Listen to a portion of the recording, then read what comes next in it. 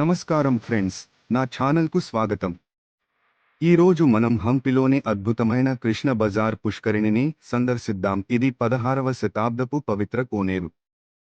విజయనగర చక్రవర్తి శ్రీకృష్ణదేవరాయలు ఒడిశాపై సాధించిన విజయానికి గుర్తుగా 1513 సిఈలో దీనిని నిర్మించారు.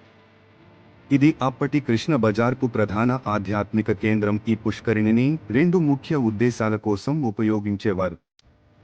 మొదటిది, భక్తులు కృష్ణ దేవాలయానికి వెళ్లే ముందు ఇక్కడ పవిత్ర స్నానాలు ఆచరించేవారు.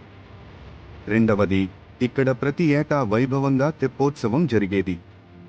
పండగ రోజుల్లో స్వామివారి విగ్రహాలను సాంప్రదాయ పడవలలో కూర్చోబెట్టి ఈ కోనేట్లో తిప్పేవారు. అయితే 1565 సిఈలో దక్కన్ సుల్తానులు హంపిని లూటీ చేసినప్పుడు ఈ పుష్కరిణిని ధ్వంసం చేశారు.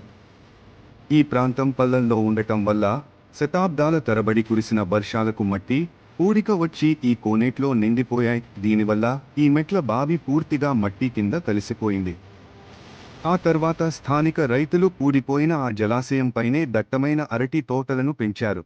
ఇటీవలి దశాబ్దాలలో భారత పురాతత్వ శాఖ ఏఎస్ఐ పూడికను తొలగించింది.